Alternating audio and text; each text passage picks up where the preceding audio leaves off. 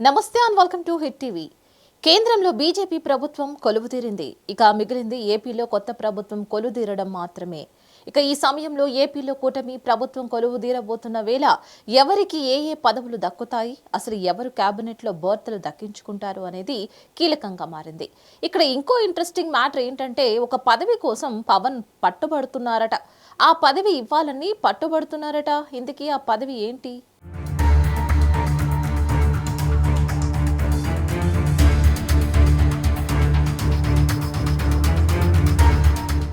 అవును, ఇంకో 2 రోజుల్లో ఆంధ్రప్రదేశ్ రాష్ట్ర ముఖ్యమంత్రిగా చంద్రబాబు ప్రమాణ స్వీకారం చేయనున్నారు. ఈ నెల 12న ఉదయం 11 గంటలకు చంద్రబాబు ప్రమాణ స్వీకారం చేయబోతున్నారు.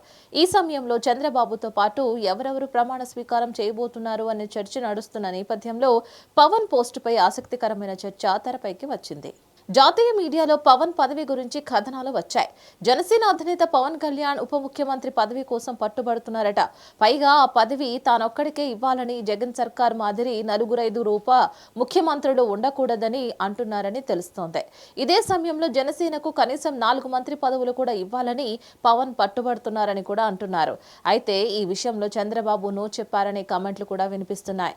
పవన్ కష్టానికి చంద్రబాబు ఖచ్చితంగా ప్రతిఫలం ఇస్తారని అంటున్నారు. దీంతో జనసేనలో ఎవరెవరు మంత్రి పదవుల రేసులో ఉన్నారనేది ఆసక్తికరంగా మారింది. ఇందులో భాగంగా ముందుగా నాదెండ్ల మనోహర్ పేరు బలంగా వినిపిస్తుందని అంటున్నారు.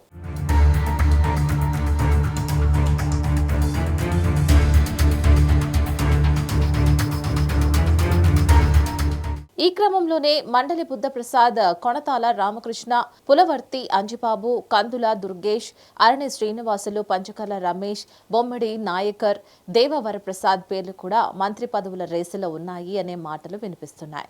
మరోవైపు చిరంజీవి, నాగబాబుల నుంచి సిఫారసులు అందే అవకాశం ఉందని కూడా అంటున్నారు. జనసేన సంగతి ఎలా ఉంటే, కేంద్రంలో 2 కేబినెట్ బెర్తులు సంపాదించుకోవడంతో అటువైపు నుంచి కూడా చంద్రబాబుకు కండిషన్స్ వస్తున్నాయని అంటున్నారు. ఇందులో భాగంగా బీజేపీకి 2 మంత్రి పదవులు అడుగుతున్నారని కూడా సమాచారం. దీంతో బీజేపీ నుంచి ఎవరు మంత్రులు కాబోతున్నారనే లోపు పలు పేర్లు తెరపైకి వస్తున్నాయి.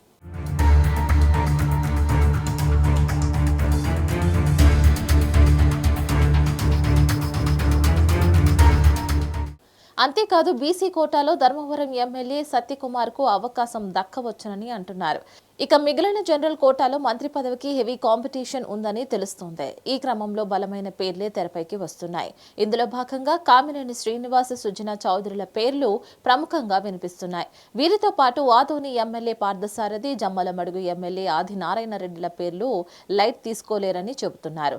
ఏది ఏమైనా చంద్రబాబు కేబినెట్ లో జనసేన నుంచి 4 మంత్రులు, బీజేపీ నుంచి 2 మంత్రులు ఉండబోతున్నారని మాత్రం నొక్కి చెబుతున్న పరిస్థితి. ఇక ప్రధానంగా పవన్ కళ్యాణ్ ఉప ముఖ్యమంత్రి పదవిపై పట్టుబడుతున్నారనేది ఇప్పుడు హాట్ టాపిక్ గా మారింది. మరిన్ని అప్డేట్స్ కోసం stay tune to hit TV.